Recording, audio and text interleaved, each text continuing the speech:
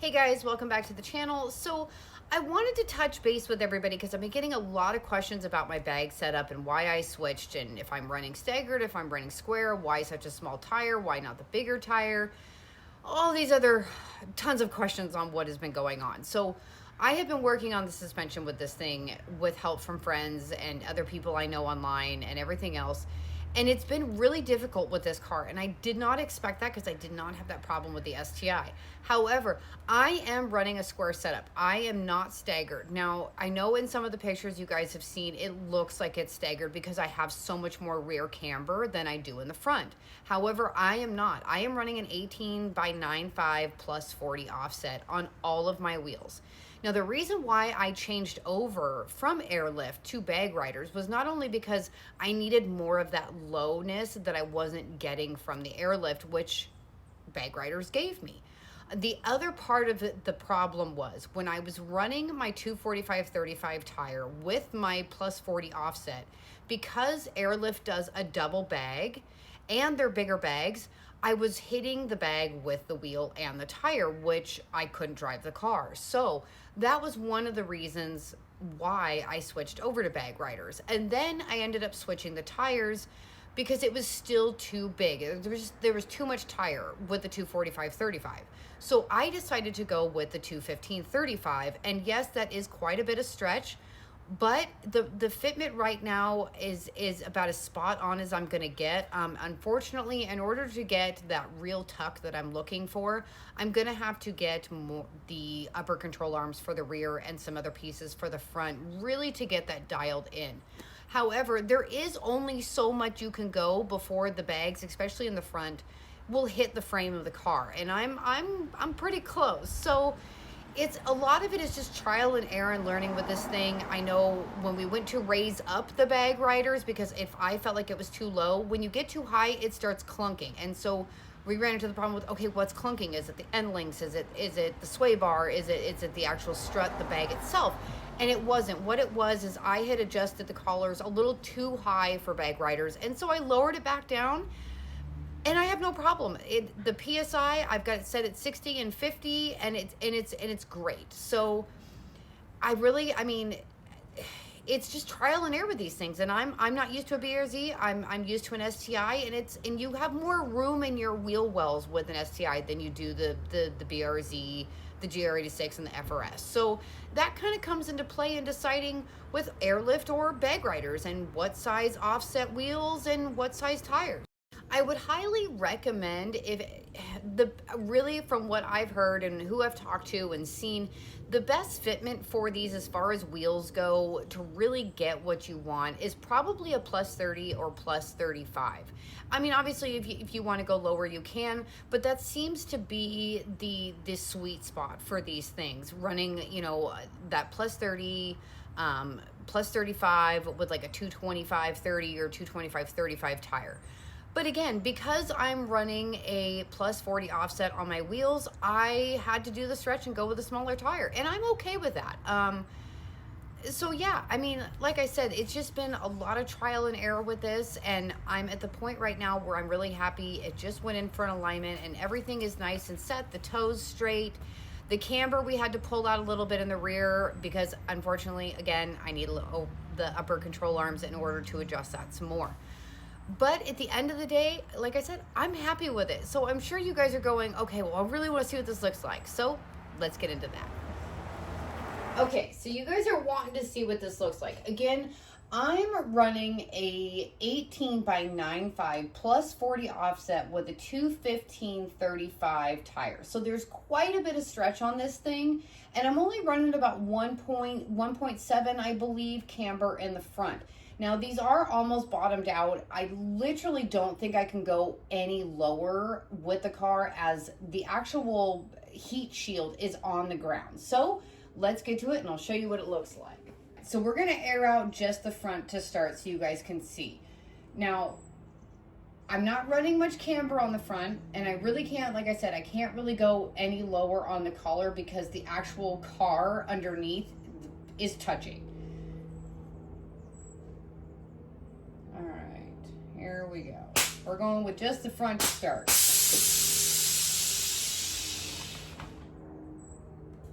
So as you can see, we're sitting pretty dang low here. I mean, we are low. Now, my fitment, no, is not the best. It is not where I'd like it to be. I really would like the fender to be sitting right here on top of the wheel itself. But again, like I said, the car is almost sitting on the ground. I mean, we literally have like no space. So here's a different point of view. When I tell you that I literally have no space and my camera's having a hard time, there's maybe my finger width before the actual heat shield of the car is on the ground itself. So as you can see, again, like I said, the fitment it's good. You can't see it there.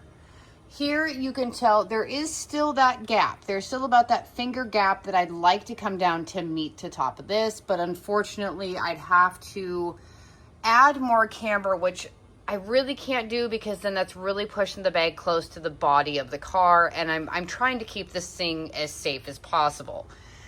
But it doesn't look bad. I think we're good here. And again, with running a plus 40 offset, this is a pretty large, wide wheel. And it looks good. I think it looks good. So here's the bumper. And you can tell, I mean, we are sitting pretty dang close. I mean, I could probably get it a little bit lower, but you know, it's kind of pushing my luck. So let's get on to the rear. All right, so as I was explaining earlier, when you have airbags and you're lowering your car, the camber, when you lower down, is going to naturally camber in regardless of what you have your camber set at. Now, I have my camber set at about 3.7 right now in the rear at drive height, which is what this is sitting at. So I've got about 2 inches, inch and a half of clearance between the tire and the fender, which is good for drive height. That's where I like it at. I feel safe. None of my kit is touching. But you know, it all depends. These are super lows. You can drive it even lower if you wanted to. There's plenty of clearance in here. So with that being said, let's air this out. And that is sitting on the ground. Now, the bag riders, the collars are not bottom out. You can actually make these things go lower. Unfortunately, I cannot go any lower. And again, this may have something to do with the fact that, you know, I am running a wider wheel, which I could change. Currently, I'm just about touching. But for right now, I think this is good. We're sitting right at the fender lip, which is where I'd like the front to be, but we'll get there eventually. So right now, I'm happy. I think this turned out really good. So again, as you can see, it's sitting right there. That's squared up. I mean, you can tell that it is tucking in. And again, like I said, the camber does naturally camber in as you lower the car when you have bags. So you can see that the tire obviously has cambered itself in. And when I say that I can't go any lower, guys, in the rear, yeah, I can't go any lower. My piping is on the ground. There is no more movement whatsoever. It is sitting on the ground. So I'd say that when Bag Rider says that it goes super low, it goes super low. I don't think you can get any lower than that. Well, in fact, the ground isn't going to allow me to get any lower than that.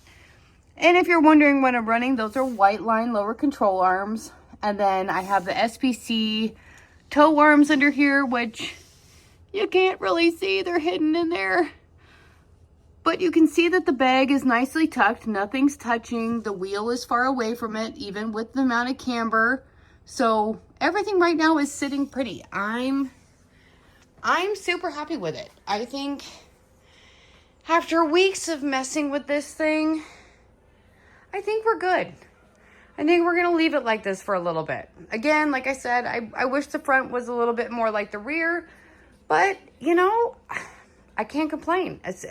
The bag riders super lows, man, they are super low. And if you're wondering whether you should go airlift or bag riders, well, I mean, I'm going to 10 out of 10 recommend the bag riders. They know their stuff and they know how to make it low. So yeah, that's it. Hopefully you guys like it. I like it. I don't know. I think it's pretty good. All right, one more thing that we're going to add in here is the nifty little airlift remote, which, sorry, my camera's kind of blurring it out. So as you can see, like my PSI, like it's bottomed out. I mean, I can push on this thing and zero it out if I want to, but it's not going any further. You can only go so far. So one thing I did learn with bag riders is where I'm at is as long as you're running about 50, 60 PSI, you're not going to get any of that clunking. So if any of you have been getting any of the clunking with bag riders or probably any other bags, I'm assuming, but at least with bag riders, I know this, as long as you're running 50 more or PSI, you shouldn't get any of that clunking. And I don't know why this keeps doing this. But this is where I have my ride height set. If you can see, it's 50 in the front and 56 in the rear, and that keeps it pretty even, and that gives me enough clearance while I'm driving where, you know, I can go over bumps and really not have to worry about anything. But, you know, your ride height is your choice. If you really want to ride this thing on the ground, you can. It's stable. All right, so I mean, you saw it. You saw where my fitment's at, and you know, when I started this, I was thinking it was going to be super easy like the STI was, and it was not. I have learned a lot with this car. Well, like I said before, a lot of the parts are the same as the STI, and there's a lot that's different, and the space is different. And so by doing all this, I hope that I have given you guys some clarity, or maybe answered some of the questions that you had, or like, should I go with airlift? Should I go with bag riders? Should I just run coils? You know, it really just depends on how you want your car to look and what you want to do with it. For me, I do more shows. I'm not a track person, so for me, I want more of that stanced, aired out look than I do, you know, that perfect ride height fitment, because I'm not a static car. I'm a bagged car. So, I mean, at the end of the day, it really just depends on what you want to do. As far as the bag riders go, I mean, I did have some issues with clunking, like I said, and I ended up figuring out that, you know, I undid the end links thinking it was that, and that it was maybe the sway bar, and it wasn't. And all it was is I had overextended the collars, and I just needed to lower them back down. And as soon as I did and raised the PSI up, it's great. It's running great. It drives great. So if you guys had any questions between airlift or bag riders, if you're really looking for that super low, I would definitely go with bag riders. If you're looking for more of that static look but still want to run bags, then yeah, go ahead and run the airlift. But again, keep in mind with consideration that when you're running airlift, it does have that double bag setup versus a single slimmer bag like bag riders. So you're probably going to need to run a smaller offset wheel, more in the 30 to 35 range. Versus like me where I'm a plus 40. So again, I hope I gave some clarity in all of this, and you guys got to see where my fitment's now sitting at, and like I said, I'm happy with it. Again, if you have any questions or anything that you want to ask me, I can answer it to the best of my ability. Again, I'm still learning this thing. This is a new platform for me, so you know, any advice too, I'm leave it in the comments. But if you want to see the BRZ, if you're local to Washington, we're Hot Import Nights is on the 23rd. I'm going to be there, so if you want to see the BRZ there in person, you can. It's going to be at the Tacoma Convention Center. Or you can check it out at Import Face Off on the 24th at Pacific Raceways. I'll be at both shows, so, you know, head out, see the cars, have some fun, and yeah, and if you have any questions, I'll definitely answer them in person. But as you saw, I mean, I don't think this thing can get much lower at this point. It's touching the ground. But stay tuned, because we are having some more parts delivered soon, and there's going to be a video on that. So, yeah, we'll see you on the next one.